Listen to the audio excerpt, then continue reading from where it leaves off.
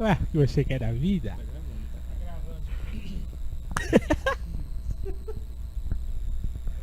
Saudações, minha gente. E Sei aí? em que momento você tá aí, Olá. bom dia, boa tarde ou boa noite, mas que Deus abençoe a sua vida ricamente nesse novo ano de 2015. Já que nós não nos vemos já há algum tempo, você que está acessando esse vídeo nesse ano, escreva aí embaixo, né? Que estamos em 2015. Se você estiver em outro ano, sei lá, faça a mesma coisa, você que sabe. Bom, e aí, como é que vocês estão? Passaram bem a passagem de 2014 para 2015? Que bom! Nosso maior desejo, nossa maior oração é que Deus ele tenha abençoado ricamente a sua família e que para esse ano, ou independente do momento que você estiver vendo esse vídeo, suas perspectivas de vida, seus sonhos, seus desejos e realizações para esse novo período sejam realizados por Deus, que Deus ele vá à frente da sua vida em tudo. Mas aí, saudações, senhores. E aí, pessoal, é bom rever vocês de novo, é bom estar com vocês mais uma vez pra continuar nossa jornada aqui, hein, Ed? Olá, gente. Enfim, voltamos com mais um vídeo de História da Redenção. Para você que está com saudade, estamos voltando com força total. É isso aí. Então nós vamos dar início a esse novo ano, dando uma sequência ao estudo que nós estamos fazendo do livro História da Redenção. É sempre bom lembrar que agora vamos ao excelente trabalho do nosso querido editor, que nesse exato momento, agora, olha, estará aparecendo aí o endereço de como você pode adquirir o livro História da Redenção. E se houve algum delay aí para você, é porque o nosso editor cometeu algum erro. Então, Claro. mas independente, nesse endereço, vamos colocar ele de novo, agora. É claro. Você Bulinar pode adquirir o livro História Bulinar da editor Redenção. é sempre legal. Nesse endereço, você pode adquirir ele, o livro impresso, né? Mas se você preferir, ele também está online pelo seguinte endereço, que é o endereço Centro Ellen White. da Centro Ellen White. Do Centro Ellen Certo. White. É isso aí. Você pode adquirir lá. Tem todos os livros lá do Todos Espírito os da livros Profecia. foram traduzidos para o português, não só em PDF, mas em MP3 também. Mas aí alguém pode Oh, ficar yes. preocupado assim, mas será que eu vou ter. Será que é o texto integral mesmo? Será que tá faltando alguma coisa? Não. Todos os livros estão integralmente lá disponíveis para você acessar Completos. e ler sempre que você quiser. É Ou isso. fazer download Escutar. também. Ou escutar os MP3, claro. Ou se você é como eu, um amante à moda antiga, gosta de ter um bom livro físico, né, perto de você.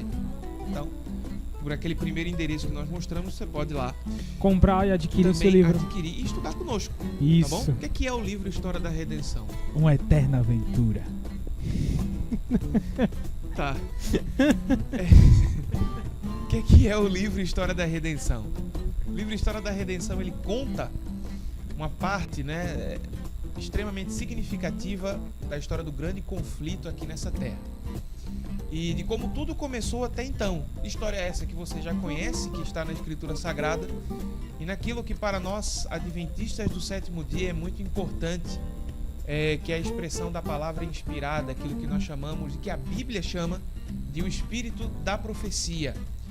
Nós cremos nisso, e é uma revelação muito importante dos detalhes mais importantes dessa história, que com certeza chegam para nós de uma forma muito esclarecedora, para nós compreendermos melhor o plano de Deus para a nossa salvação. Então, vamos dar continuidade ao nosso estudo, indo Tá. ao nosso capítulo. Qual é o capítulo? 6. Caim e Abel. Caim e Abel. Olha aí. E suas ofertas. Isso. Saímos lá do nosso. Ainda estamos falando do iniciozinho da história, temos aprendido muitas coisas importantes e hoje nós vamos falar um pouco sobre a história de Caim e Abel e as suas ofertas. Mas primeiro, Isso. Vamos orar. Samuel, ora conosco, você onde estiver, Ora conosco. eleva o seu espírito em oração, feche os olhos conosco e vamos orar. Obrigado, Senhor, por mais um dia de vida que tu concedes, tanto a nós quanto a essa pessoa que nos assiste. E que nossa petição neste momento é que tu possas abrir as nossas mentes para entendermos o que tu queres, entendermos a tua mensagem, colocarmos em prática, ó Pai, para que possamos, através do conhecimento do aprofundamento do conhecimento que já temos sobre o grande conflito, possamos galgar mais um degrau rumo à Canaã celestial, nos preparando para a tua vinda. Obrigado por tudo, Senhor, e nos abençoa neste momento, em nome de Jesus. Amém. Amém. Então vamos lá. Olha aí. Caim e Abel e suas ofertas. O que é que vale de trazer de interessante sobre a história desses dois rapazes, da maneira como eles se relacionavam? A história bíblica, ela é bem detalhada em alguns pontos são, vamos assim dizer, necessitam de um pouco mais de esclarecimento, e o livro História da Redenção nos ajuda nesse esclarecimento e outras coisinhas mais que nós podemos inferir por interpretação, sem nos afastar, óbvio, né, de nada que seja lógico. A gente tenta utilizar da melhor maneira possível uma certa inferência para entender cada coisinha, para nos afastarmos da nossa opinião, né? Mas para mostrar a vocês aquilo que é fato, aquilo que por alguma interpretação nós podemos adquirir do estudo do livro. As primeiras linhas do capítulo 6, falando lá sobre a história de Caim e Abel, mostra uma diferença entre eles dois, né? Que eles eram irmãos, mas eles tinham algumas diferenças. Tanto a Bíblia quanto o livro apontam que diferenças eram essas. Quais eram e o que é que a gente pode aprender com isso? Já apontou pra mim, João? Quiser começar, eu começo. Se quiser começar, a gente começa falando já junto aí. começa com a diferença de caráter extremamente distinta. Uma diferença muito grande, não é uma diferença pouca. Eu queria até ler esse trecho. Tá aqui no início do livro. O Meroto já mencionou no início, mesmo nas primeiras linhas. Fala o seguinte: Caim e Abel, filho de Adão, diferiam grandemente em caráter. Abel temia Deus. Caim acariciava sentimentos de rebeldia e murmurava contra Deus por causa da maldição pronunciada sobre Adão e porque fora a terra amaldiçoada por seu pecado. Daí já começa uma grande diferença, né? A gente vê aí a primeira geração de seres humanos após o pecado. Eles eram os primeiros seres humanos que nasceram no pecado. E a gente vê a diferença, quão diferente eram os dois em caráter, mesmo sendo educados pela mesma pessoa, né? E a gente vê que a gente chega àquela questão que a gente sempre vem contando nos nossos vídeos em relação ao livre-arbítrio, né? Que independente de como a pessoa é criada, como é educada, a situação que ela tá, ela sempre tem uma escolha. E aí a gente já vê como a escolha de ambos eram distintas. Exato. E você percebe aí uma coisa que eu sempre achei interessante nos escritos, e isso se repete no livro de História da Redenção, isso fica às vezes me deixando perplexo, é que é como se quando você lesse os escritos, você tivesse uma dimensão psicológica da narrativa bíblica, né? É como se você conseguisse aprofundar mais a ideia de como estava o psicológico ali naquele momento. E a gente até estava comentando aqui antes que a Bíblia, ela deixa bem claro a diferença entre eles na forma do caráter. O caráter deles era bem diferente entre eles. Abel e Caim tinham um caráter bem diferentes. E ela não se demora muito em falar sobre Abel. Abel temente a Deus. E pronto. Sem erro Um de dos dúvida. pontos cruciais foi para identificar o caráter de ambos foi justamente o temor de Deus. Exato. Meio que era o Divisor de ponto. águas. Isso, o divisor de águas é a expressão correta. Pra dizer, olha, esse cara tem um caráter diferente do outro. Quem é que foi posto ali como Parâmetro. esse divisor de águas, como parâmetro, foi o temor ao Senhor. Isso. Foi a continuidade de uma espera, de uma confiança nesse Deus. Confiança essa, temor esse, respeito esse, que Caim não tem. E os resultados, muita coisa você vai perceber no estudo, ao estudar a sua Bíblia, por exemplo, que pelos resultados do que Caim fez, mostra muita coisa do que ele acreditava. Então, ele não vai, obviamente, dizer o que ele cria, Ele não vai se demorar muito falando sobre isso. E nem se expressando ou dialogando com o leitor sobre. Mas só que o ato em si, ele já é uma consequência da crença. É uma consequência de princípios. Então os atos de Caim vão falar um pouco sobre os princípios dele. Agora, vamos entrar naquilo que o capítulo em si, ele nos mostra, que é o capítulo 4, né, de Gênesis. Ele nos mostra rapidinho, né, sobre a questão das ofertas entre eles. Conta a história, melhor dizendo, que eles foram ofertar ao Senhor. Quando você lê essa história a princípio, você pode achar várias coisas. Dentre elas, que Deus ele era muito seleto. Seleto porque ele escolhia, optava por um e não por outro. Será que Deus estava cometendo algum erro aí? Será que ele estava realmente segregando, separando? Sabe, o que ele quis dizer quando ele optou pela oferta de Abel? Aí é importante nós entendermos detalhadamente o que o capítulo 4 e o que o livro História da Redenção nos esclarece sobre isso. Aí o que nós podemos falar sobre a questão da oferta? Ambos ofertaram, então ambos não estão corretos? Não. Estão corretos e um está errado. Por que ambos estão corretos e um está errado? Ambos estão corretos porque eram para ofertar. Mas um está errado porque ofertou errado. A oferenda errada, né? É bom a gente falar sobre essa questão de Deus ser alguém, um ser muito seleto, e a gente discutir a respeito disso, porque a princípio parece meio o pedido de Deus arbitrário. Não, arbitrário nem essa palavra é assim, como se fosse mais fácil para Abel, porque se o sacrifício era uma ovelha, Abel ele era pastor de ovelhas, mas Caim não, entendeu? Caim ele era lavrador, então ele cuidava das frutas, de frutas, verduras e todo tipo de vegetal. E quando você deixa essa sensação meio no ar, né? Que assim, gente, mas Deus pediu um cordeiro. Por que um cordeiro? De certa forma parece que é mais fácil para Abel ofertar, porque Abel já cuidava de ovelhas. Então ele já estava lá na frente, ele já tinha um cordeirinho separado, já tinha preparado. E Caim não, Caim ele cuidava da terra. Eu acredito que também uma pergunta que cabe aqui também é por que necessariamente o cordeiro em si, né? Primeiro, de algo mais genérico, porque o animal, em vez do que Caim trouxe, do que os animais, né?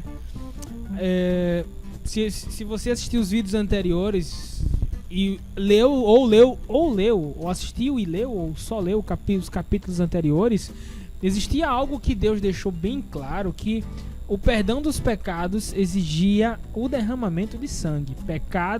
O resultado do pecado é a morte, o derramamento de sangue. Vegetais não podem derramar sangue, entende? Existe a necessidade do animal em si. Agora, nosso espectador ele deve estar perguntando o seguinte: tudo bem, Deus ele disse isso, mas só que ele vai dar essa declaração bem mais adiante na história da humanidade. Claro. Sim, Será que havia alguma coisa naquele período ali que dava um indício de que Deus ele preferia um cordeiro? Ou será que, sei lá, Caim ele não sabia realmente? Porque até então nos parece que Caim ele não sabia. Será que ele foi avisado? Será que ele tinha algum exemplo disso? Algum indício naqueles, não sei, nos 4 primeiros capítulos, algum ato, algum fato importante que aconteceu que pode esclarecer isso? É impossível Caim não saber que tinha que ser um cordeiro. A maior prova disso é que Adão sacrificou um cordeiro quando saiu do Éden, quando foi expulso do Éden.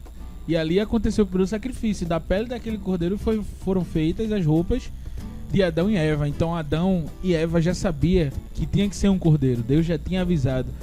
E a Bíblia fala, e a gente também vai ver no livro de História da Redenção, nos próximos capítulos, que Adão contava essa história de como era no Jardim do Éden, como foi o pecado, como foi a expulsão, como foi o primeiro sacrifício, qual foi a dor que ele sentiu até o final de sua vida, até o tempo de Noé. Ele contava a mesma história. E talvez nesse ponto aí a gente também lembre o seguinte: no contexto em que foi feito esse primeiro sacrifício, de um Adão que havia saído de um lugar perfeito, de um lugar que não existia a morte, e aí ele vai lá e é obrigado a sacrificar talvez o animal mais dócil de todos. Ok, no jardim do... Exato, ok. No Jardim do Éden todos os animais poderiam ser dóceis, mas depois da entrada do pecado isso começou a mudar. Até hoje, o cordeiro, a própria ovelha em si, que é um parente próximo, é dócil. São muito dóceis. Eles não reclamam, eles estão ali sempre com você e tal. Então você sacrifica algo tão dócil, tão meigo, sem aquele ser ter tido culpa nenhuma, aquilo causa uma impressão psicológica muito forte. Talvez esse seja um ponto que seja utilizado por Deus didaticamente para ensinar eles que o grande Cordeiro Jesus Cristo viria para morrer pelos pecados deles, né? Entendeu aí? Então o que acontece?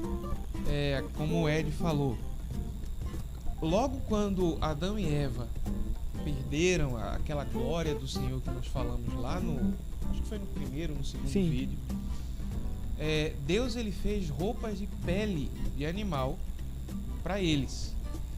Só que é importante nós inferirmos aí uma coisa, que isso não está nas entrelinhas da Bíblia, mas a lógica nos permite entender. Se haviam todos os animais e a própria morte havia entrado no mundo por causa daquele ato de pecado, deles haverem se alimentado daquele fruto que era proibido, como é que a pele simplesmente surgiu? Então, você pode pensar, conhecendo todo o corpo bíblico, toda a ideia que a Bíblia nos apresenta, de que Cristo é o Cordeiro de Deus que tira o pecado do mundo, de todo o sistema sacrificial que foi apresentado no Pentateuco, que aquela pele ela não surgiu do nada, mas que ela precisou de um processo para surgir. Logo, a morte de um animal. Isso. Óbvio que para nós aqui, isso só fecha essa compreensão quando nós conhecemos a Bíblia como um todo. Sinceramente, seria difícil fechar a ideia de que não, sem tudo conhecer bem, o contexto. sem conhecer o contexto. Agora, Exato. como as histórias que foram contadas, e mais adiante nós vamos perceber mais especificamente no capítulo, quando nós vamos estudar o capítulo 7, o próximo vídeo, nós vamos perceber que as histórias elas eram transferidas, né? A história da queda do homem, de como o homem caiu e do plano da salvação. Nós vamos perceber isso mais claramente no próximo capítulo, no nosso próximo episódio lá. O de Enoque, né? O de Enoque, isso, né? Enoque ele é o resultado justamente dessas histórias que eram contadas, e Caim, ele sabia disso, né? Porque os seus pais transferiram essas histórias para os seus filhos, então eles, como o Ed falou no início, né? A questão do livre-arbítrio, eles tiveram a total capacidade de escolher. E a gente ainda pode acrescentar esse argumento dizendo que Caim foi o que mais ouviu, porque Caim ele era o primogênito, então além dele ouvir, ele veio primeiro, então ele tinha mais experiência disso do que o próprio Abel. Exato.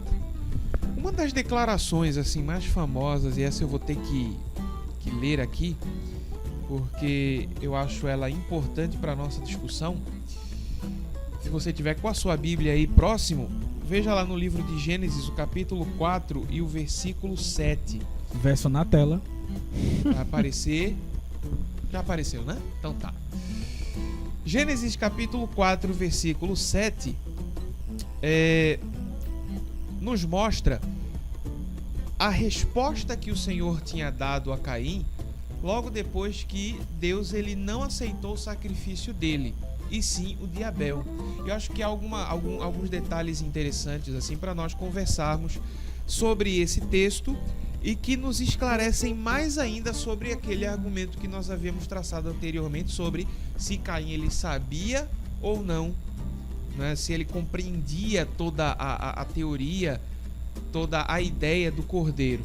Isso. Então o verso, eu creio que eu posso ler o verso 7, o 6 também, que diz assim: Então lhe disse o Senhor: Por que andas irado e por que descaiu o teu semblante? Quer dizer, Deus ele disse isso a Caim logo depois de não ter optado pelo sacrifício feito por ele. Aí disse mais: Se procederes bem, não é certo que serás aceito? Se todavia procederes mal, eis que o pecado jaz à porta. O seu desejo será contra ti, mas a ti cumpre dominá-lo. Eu dei uma olhadinha numa outra tradução, mais especificamente a tradução da Bíblia de Jerusalém, que é uma tradução bem erudita, assim, bem próxima dos originais. E aí ele traduz essa parte do verso 7 que diz: Se procederes bem, com a expressão se você estiver bem disposto. Aí eu achei legal essa tradução, porque ela fala muito bem sobre a questão da disposição em sacrificar, a disposição em fazer o que é correto, a disposição em seguir um determinado princípio. E aí ele usa a expressão aqui, se procederes bem.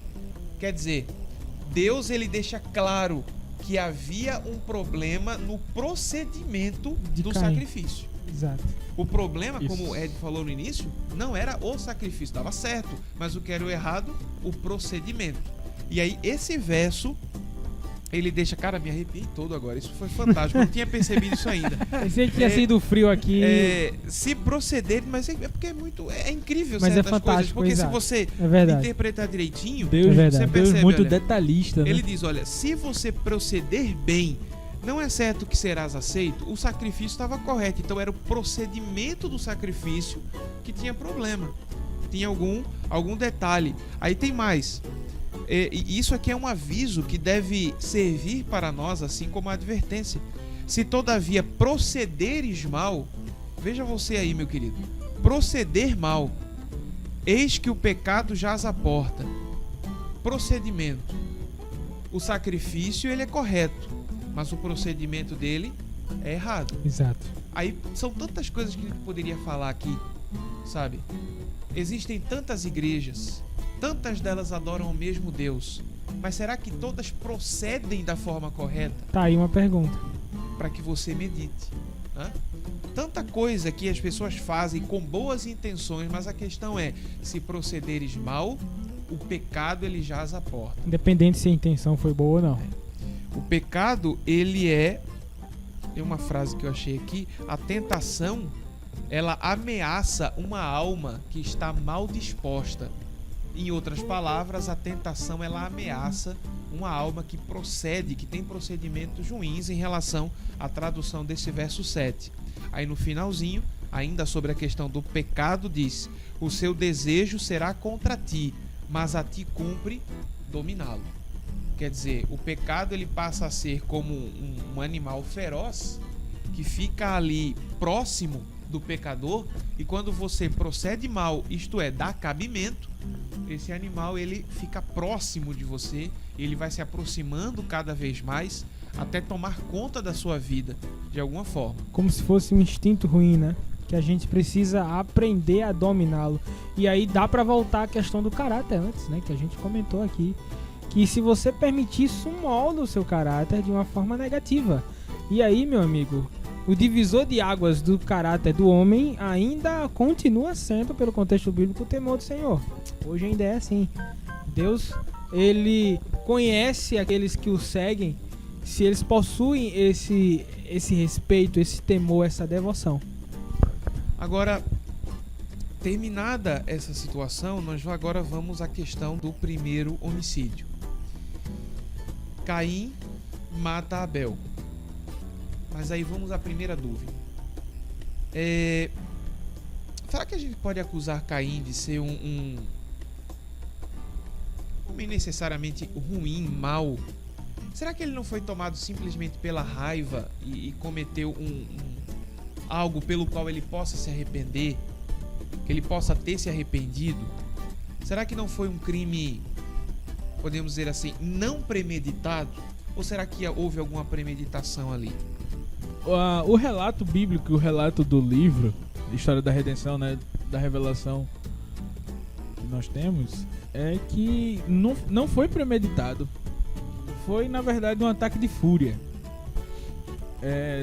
Foi pouco após de Deus ter corrigido Caim no seu proceder do seu sacrifício, né?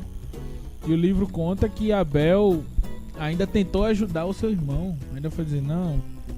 Ninguém sabe como realmente foi, né? Porque ninguém realmente tava lá, assim. A gente não sabe detalhe, porque... Eu não sei se vocês ficam com essa vontade, mas eu, quando leio o livro, eu sou da moda antiga, eu gosto de ler o livro. Como eu falei antes, o livro é uma eterna aventura. Porque eu tô lendo o livro e eu fico imaginando a cena, eu fico tentando recriar como foi a cena.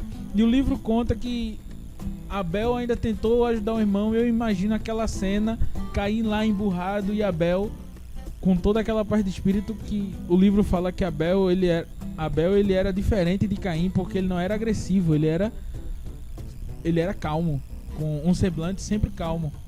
E Abel tentando corrigir o seu irmão da melhor forma possível.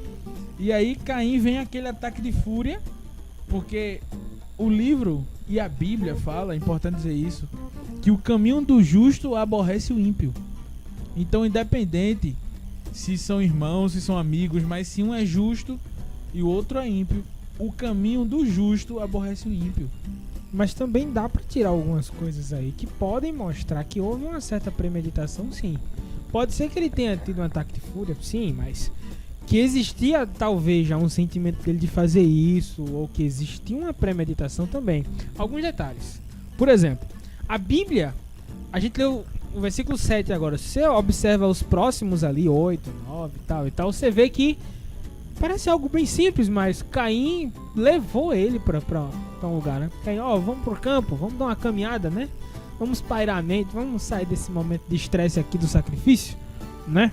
Paralelamente a isso, o livro História da Redenção cita que Deus ainda enviou um anjo para conversar com Caim, para tentar explicar para ele o que estava acontecendo ali, para tentar mostrar para ele que não houve injustiça da parte de Deus, mas que de fato ele precisava, como Heródoto bem colocou aqui, realizar o procedimento da forma correta. Mesmo ele fazendo aquele sacrifício de forma...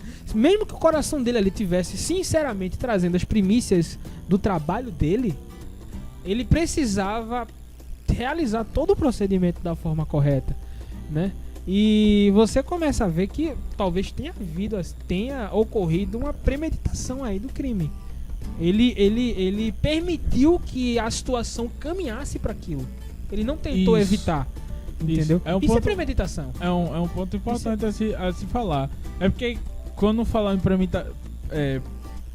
premeditação, né? Uhum.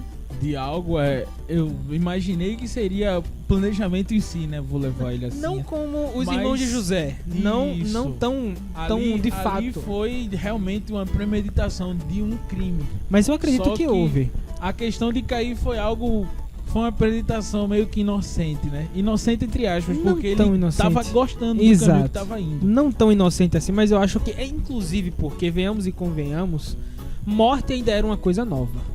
Não dá pra fazer uma coisa... Ninguém tinha sido assassinado. Não dá pra fazer uma coisa dessas de supetão assim. É muito difícil. Ninguém tinha morrido. É como você imaginar alguém tirando a própria vida. Uma pessoa não absorve a ideia, vou tirar minha própria vida e pronto. É um caminho que você traça até alcançar um ponto em que... É como se ele se preparasse psicologicamente pra chegar num ponto desse. Não é tão simples assim. Ninguém tira a própria vida do nada hoje em dia. Você tem que passar por um processo doloroso mentalmente ou não sei, mas existe um processo que leva psicologicamente a você cometer um ato desses. Ok, a gente já vamos encerrando, mas a gente tem uma mensagem importante do próprio livro para deixar para vocês. Eu vou pedir para Ed aqui ler 2 trechinhos aqui. Um deles está na página 55, parágrafo 2 do livro, e o outro na página 56, o primeiro parágrafo aí apontado da página 56. Então, preste bem atenção nesse texto. Na página 55, o segundo parágrafo.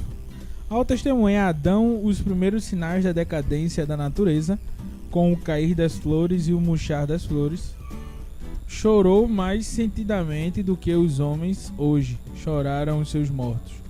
As flores murchas não eram a razão maior do desgosto, visto serem tenras e delicadas, mas altaneiras, nobres e robustas árvores arremessando suas folhas e apodrecendo, apresentavam diante dele a dissolução geral da linda natureza que Deus criara para especial benefício do homem. Agora, na página 56, primeiro parágrafo.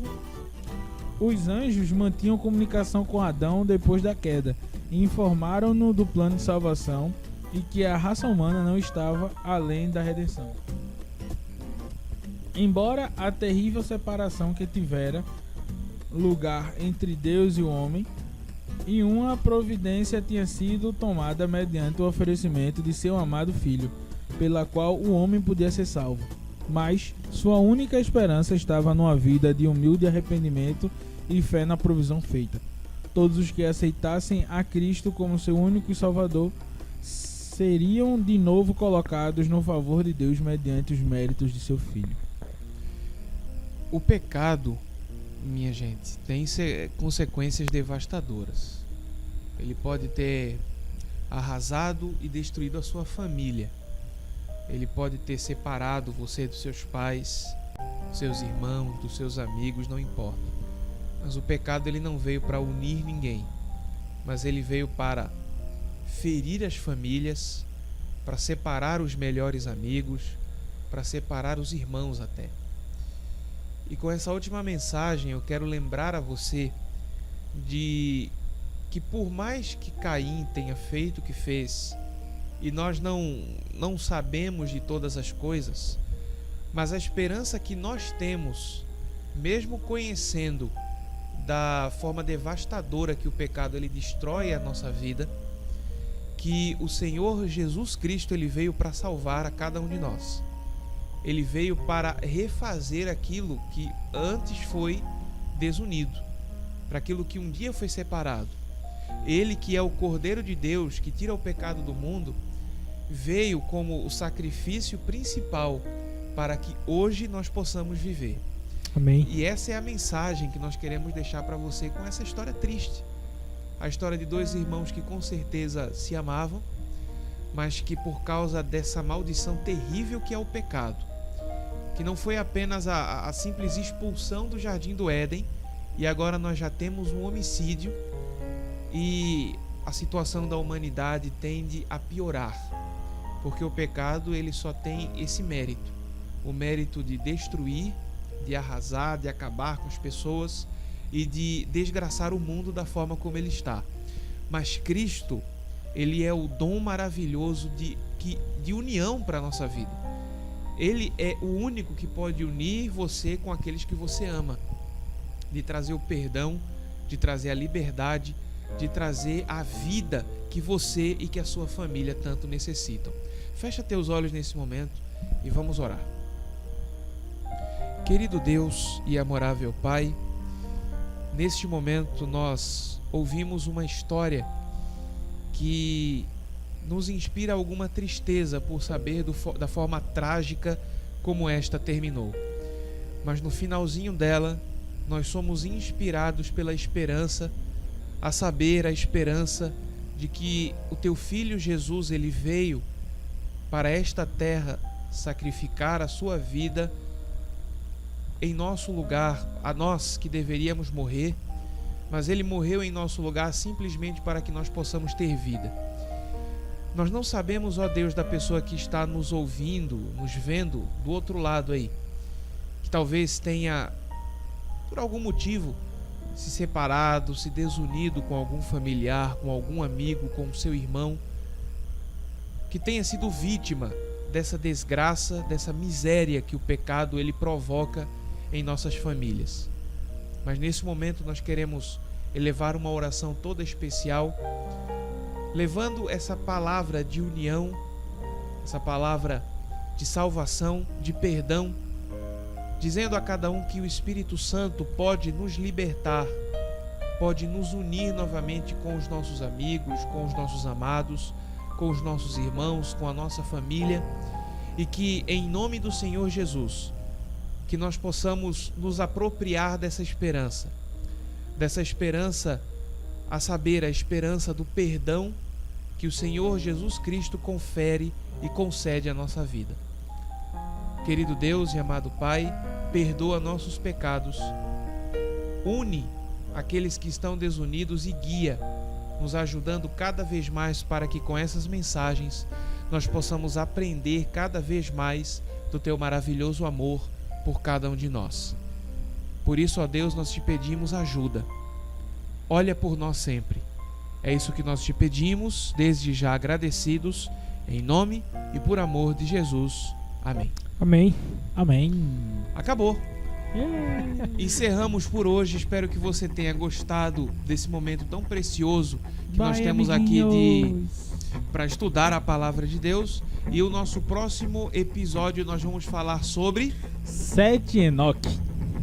Não é o Capítulo 7, faz né? sentido, né? Capítulo 7 falando sobre 7. 7 Enoque. E Enoque. Fantástico. Você que nunca leu a Bíblia na sua vida, talvez não tenha entendido nada do que a gente falou. Então assista.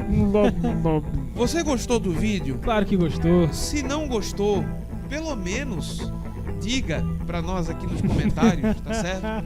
Pode Fazendo dizer. o seu comentário pra nós é muito precioso. A gente tem a quem culpar. Vamos mandar um abraço? Vamos mandar um abraço pro nosso verdade. comentarista. O Rivaldo deixou um Rivaldo. comentário pra nós no último vídeo. Rivaldo, obrigado por ter assistido. Falando muito bem, Obrigado e por é ter por isso que comentado. nós estamos comentando. Saudações, Rivaldo. Caso ele não tenha comentado falando bem, talvez Samuel não tenha decidido fazer isso. É verdade. Mas abraço aí, Rivaldo, pra ti. Obrigado Obrigado, pelo cara. teu comentário, foi Obrigado. muito pertinente. E pra você também que tem vontade de mandar sua cartinha pra nós, não, brincadeira, manda o seu comentário. Seu Pra nós é e-mail. muito precioso, é esclarecedor pra nós, tá? Fica acompanhado por Deus nessa semana, continua lendo, lê o capítulo 7 na próxima, creio que na próxima semana, né, nessa estimativa, nós estaremos postando mais um vídeo para o nosso canal. Novidades do canal, novidades sobre nossas programações, vão estar em alguns vídeos breves, aí alguns recados que quem vai fazer? Samuel. Esdras, Nós, todo Faz de mundo novo, aguarde. faz de novo. Não, a gente não ensaiou fala isso aí, muito, não. Vai estragar a Os, surpresa. os vídeos dos recados Vai estragar a ser surpresa. feito por... Vai estragar a surpresa. Só sou eu não. Fiquem ligados, Aguarde. tá certo, gente? Aguarde. É muito preciosa a sua companhia nas nossas programações, inclusive aqui assistindo, dando o seu gostei. Isso. É muito importante para a divulgação do nosso Seu canal. favorito. Até agora nós temos tido a média de quantos? 20, Fora 25 os visualizações. que eu dou, né? 20 a 25 pessoas. Visualizações. Se você, olha, pense nisso como uma ferramenta evangelística. Gente, você pode ser o 27º. Muita gente, talvez aqui, nem aqui do estado, olha, nós estamos falando da internet, minha gente. Muita gente pode ver esse vídeo, quem sabe se assinar o canal, quem sabe curtir os comentários, quem sabe ouvir um pouco da palavra de Deus. A única maneira desse vídeo ser melhor divulgado é você dando o seu gostei aí. Fica certo? a dica, Fazendo então. seu comentário, compartilhando Isso. nas redes sociais e olha, bombardeando o vídeo para todo mundo. Se você não curtir, como é que o pessoal de Plutão vai chegar? Plutão não vai alcançar sem você. A gente É verdade. não esqueceu do pessoal de Plutão. Tá. Então, Faz o tá. É isso. Tchau, pessoal. Valeu, falou. Até Tchau, mais. amiguinhos. Abração, até a próxima. Tchau, tchau. Plutão. Tu sempre fala de Plutão. Sempre falando dos amigos de Plutão.